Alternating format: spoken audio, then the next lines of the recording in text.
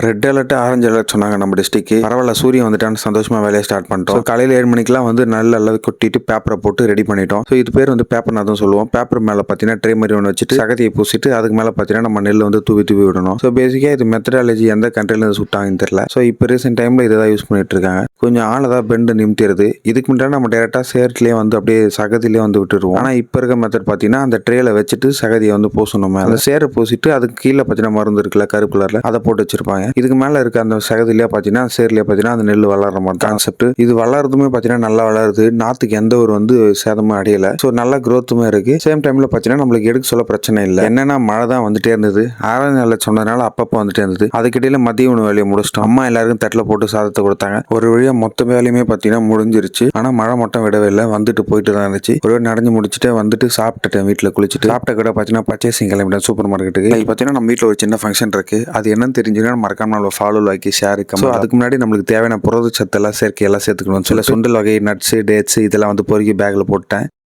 இதோட முடிச்சுட்டேன். மனதுரியோட இருங்க நண்பர்கள்.